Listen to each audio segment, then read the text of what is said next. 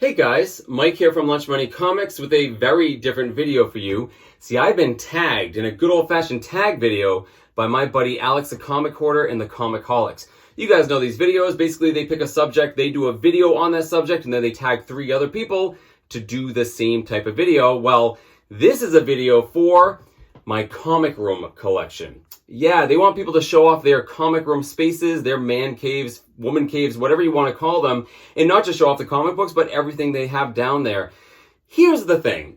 For years now, I've been teasing my collectible rooms because I've mentioned this many times. I collect a lot more than comics. As a matter of fact, comics are the tamest thing that I collect. I collect all sorts of things from antiques to natural history specimens to, well, you'll see in a second. So while most of you are here for the comic books, we will get to that. We need to walk through a room first full of all sorts of interesting things. Don't say I didn't warn you. I will be tagging 3 other people at the end of this video, but let's go, guys. My lovely wife is filming this.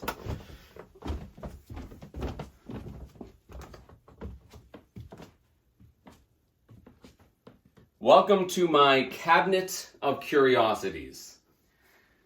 Yeah. So that term, cabinet of curiosities, you may have heard of it before. Basically, it goes back to a time after the age of exploration where learned men would collect things from all around the world, curiosities, oddities, to learn about. Originally, they were in a small, tiny cabinet, like literally like a cabinet, then a cabinet meaning a small room. Eventually, they turned into a building, and eventually that became museums. Yeah, a cabinet of curiosities was the precursor to modern museums, and I love museums. I've loved them since I was a kid because I love history and science. I love the history of science and the science of history, and I've been collecting my entire life. So this room here is a testament to my homage, I guess, to a cabinet of curiosities, which I've styled after like a 19th century English study. And there's a lot of weird stuff down here, guys. So again, most of you are here for the comic books. I don't need to go into a lot of detail of all of this stuff, but I do want to point out a few things. This is the internet, and although most people will think this is cool, there are some things in here a few of you may not like. I will address those as I go by. Let's start with the dead things. This room is full of taxidermy. I love animals. I love living animals. In fact, I loved the zoo more than the museum as a kid. I just want to point out real quickly that nothing in here is endangered, and I didn't kill any of these. I am not a hunter. I do fish from time to time, but I don't take fish. I don't kill any of these animals. These were all from older specimens that were gifted to me or that I salvaged, literally fixed up and cleaned. Some weird talent I've learned over the years. That's where all these came from. I didn't harm any of these animals. I just wanted to mention that really quickly. Mentioning cabinets of curiosities, there are whole books all about these cabinets of curiosities. I've actually been interviewed for one of these books by an author. These are really cool things if you want to read more about the history of them and where this sort of craziness came from. I love old books. The problem with old books is they're super heavy and I have too many of them, so over time I have had to get rid of some, but I roughly categorize them. You know, like I have some classics over here. I have English mythology, kids books, we have science, we have geology, geography, natural history. You get the idea. I love old books, and one of the other things I'm always looking for at flea markets is old books, like first editions of, Pulitzer Prize winning books.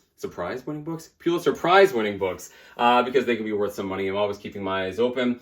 Here we have some antiquities. We have stuff that's ancient Roman, and Greek, and Middle Eastern, and Byzantine, in North and South America. And by the way, I'm not going to get into all of these drawers, but just to give you an idea, every single thing in this room is full. So here's all like my meteorites, for instance. I have all these like silica packets in here because they're made of iron and nickel and they will rust here in the humidity of New England. But you get the idea. Every single drawer is full because I ran out of room to display this stuff.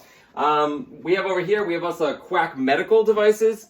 For those of you that don't know that term, quack medical devices are, well, medicine that's not really medicine. Over time, human beings have made lots of pitfalls and mistakes in science. Quack medical devices were things that didn't actually work, but they were thought to at the time, I think are an important thing because I think something that's important about learning is failure, right? We always say failure is the best teacher. Well, that's true for an individual. It's also true for all of humanity. I love collecting these weird, quirky things that, use electricity, for instance, to kind of shock the colic out of your baby or your rheumatoid arthritis, or some people even drank things like radium water. It's radioactive. This stuff really intrigues me. We have lots of things down here for dentistry and optometry. My wife has worked in both those fields, so we like the old antique medical stuff.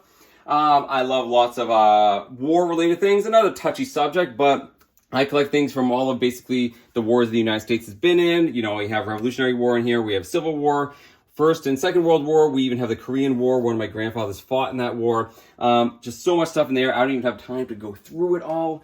More war stuff. We get some helmets from World War One and World War II. This is my cat Fluffy. I like taxidermy, but I like skulls actually a little bit more. We'll get to that in a little bit. Let's come around this way first. Follow me. Oh, by the way, this closet is full of like overflow. This used to be where all my comic books were before I started setting them up for all of you guys. This is my liquor cabinet. That's it. Oh, there's another room down here I gotta show off, and it's the bathroom.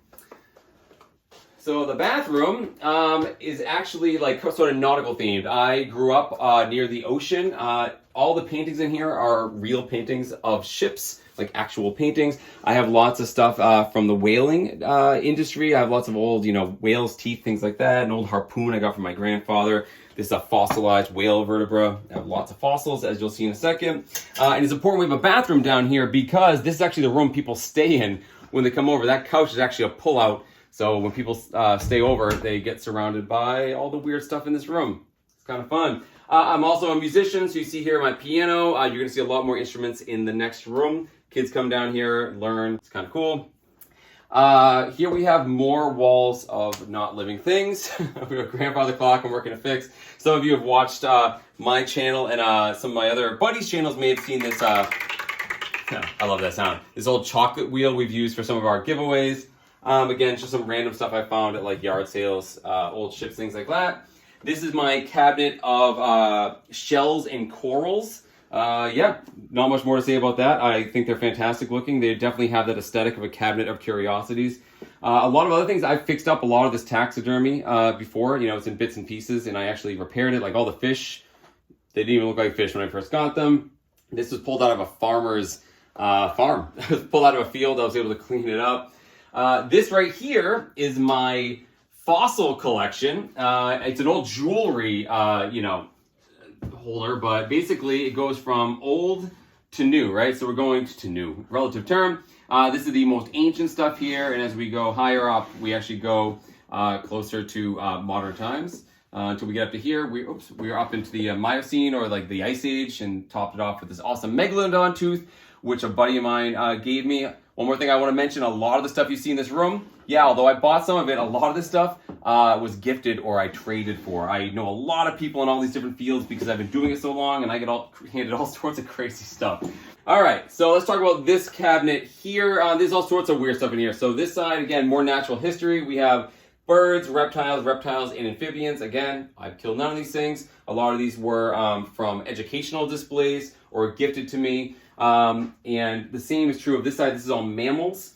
I like skulls a lot. There's a lot of mammal skulls here. We do need to talk about this top shelf right here.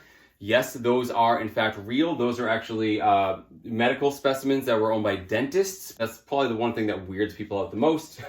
The birds in the middle. Okay, I mentioned people give things to me and I'm good at fixing up taxidermy. These came up from a friend of a friend. My buddy Mike, his buddy Vinny worked at a museum. The museum was getting rid of their old taxidermy specimens. They held on to a few, the rest went to other museums, and they knew I was into this stuff. They gave them to me.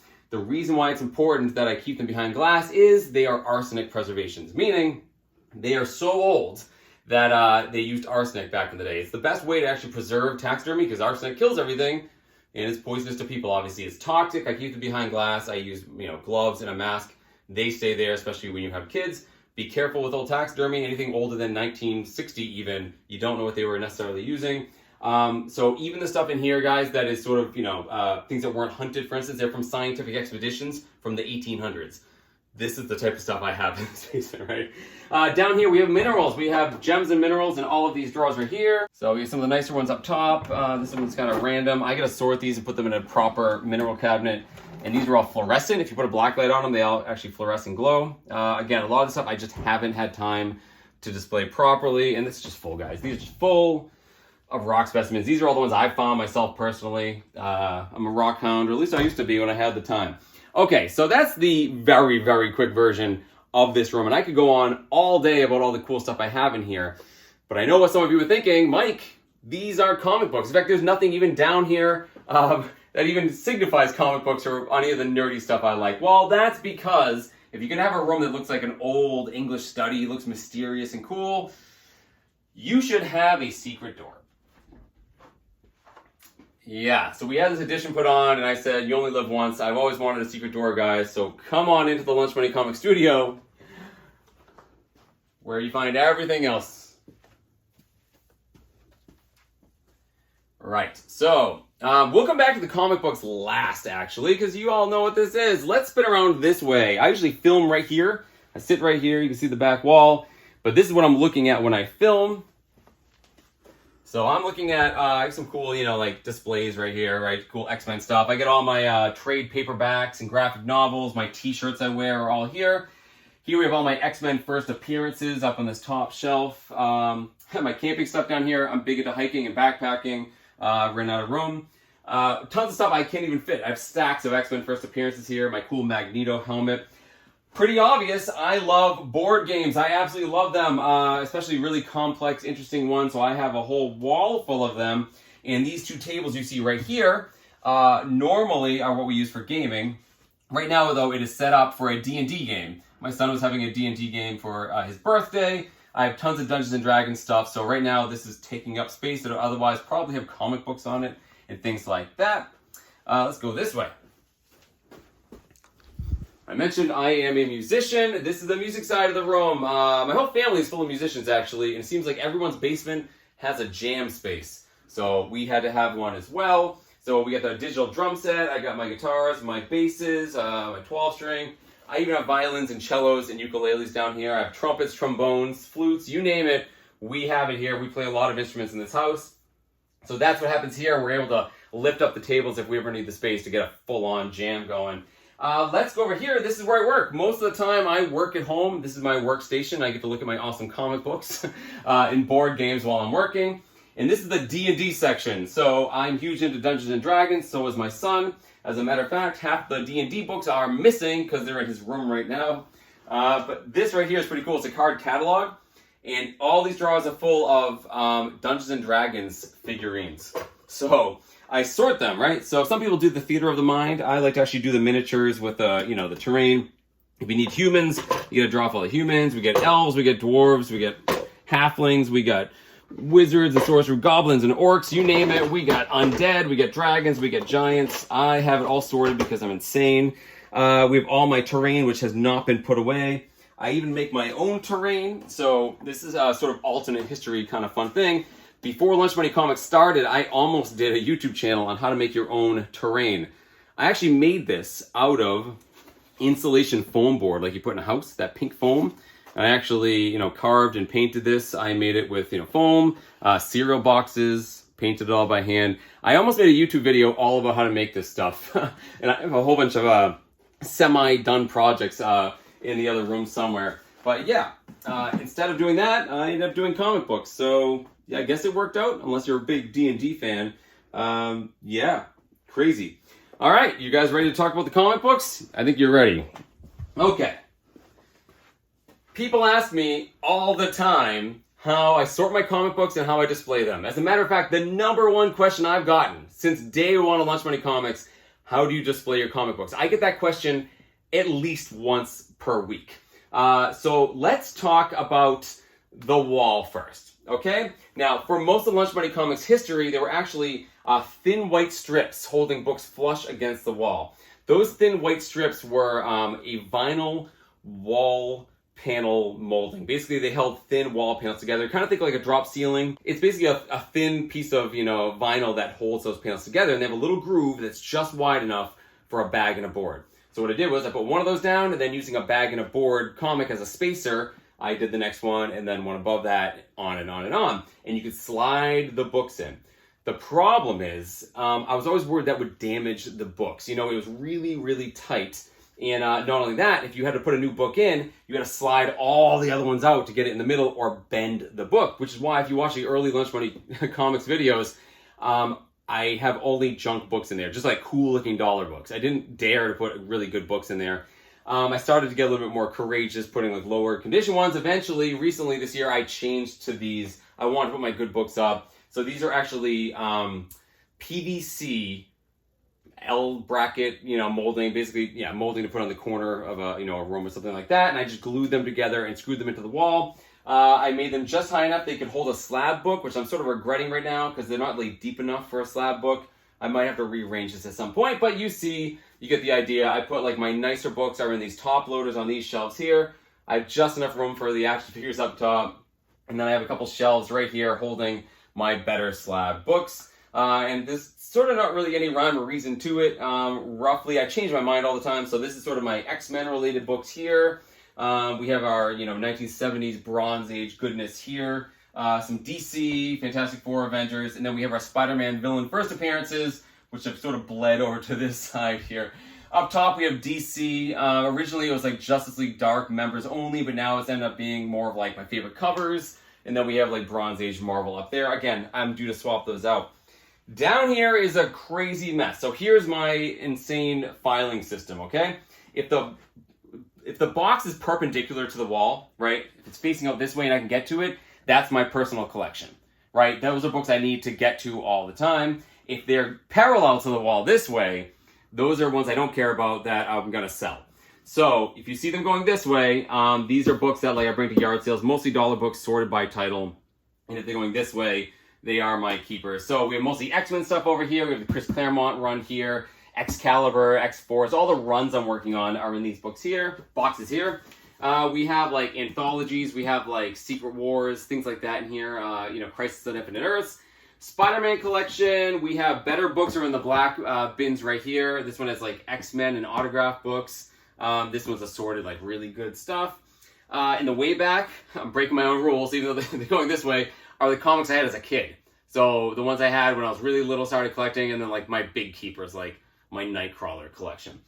We have extra slabs down here. We have Golden Age and magazine size here. That's my son's collection over there. Here's all of my Marvel trading cards, and this is stuff I haven't sorted yet that I have to get to. Same thing with these piles. These are things I just have to sort and get to. You'll also notice huge blank spots on the walls. That's because I have lots of stuff I have to hang up, prints, things that are getting framed right now, and eventually all of that wall space is going to be filled up, hopefully pretty soon.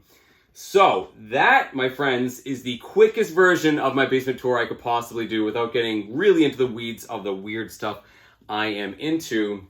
Let me know down in the comments what you think. What was the weirdest thing you saw? What was the coolest thing you saw? Did anything actually scare you? I'd love to know. Now remember, this is a tag video. I need to tag 3 other people, and truth be told, I haven't really thought about it very much until just this instant. I did think about this though. So I recently got a gift from a friend in Australia, David from Still Only 35 Cents, a guy with a ludicrously awesome collection.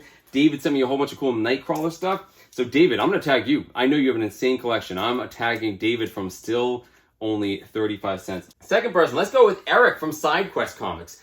Eric is one of those people who I always see him on the Council of X. He's fantastic because he just always has things at his fingertips. It looks like he has a ton of stuff behind him, but no matter what it is, you mention a book, boom, he's right there. Johnny on the spot. He pulls it up. I don't know how he finds this stuff. I'd love to see, Eric, how you organize your comics. And let's see, who's the last one going to be? I know. We will do John from John's Comics with Kids, a fantastic YouTube channel about comic books. And also, actually, the reason I'm thinking about him is he recently did a fantastic video in support of our friend Jen from Comic Books Will Break Your Heart. I think a lot of you know that she's been fighting cancer now for over a year. There's been a GoFundMe set up for her to help her pay for her medical bills. John recently did a video talking about a way he thought of to help raise even more money for her. So definitely, John, I'd love to see your video, but for the rest of you, check out John's video there. And also, if you want to give to Jen's cause, I will put a link directly to her GoFundMe page down in the link below. And hey, just because I didn't tag you doesn't mean you can't do one of these videos yourself. All you got to do is do what I just did. Either hold the camera up yourself or get your lovely significant other to do it for you. Show off your basement, show off all your cool stuff, and then definitely mention it to Alex the Comic Hoarder and the Comicholics. They will add you to the playlist, and what's really cool is they're actually doing a giveaway. They have a prize package that they're going to give to a random person who did this challenge. They're going to do a random picker. I don't know what it's going to be yet. They're going to announce it soon, so make sure if you want to do this, guys, make sure you mention it to Alex, and if you want to see more videos like this, definitely check out that playlist. That's it, guys. Hope you like this video, and in the meantime, keep hunting for comic books and other weird stuff in strange and unusual places. Thank you guys for watching. See you next time.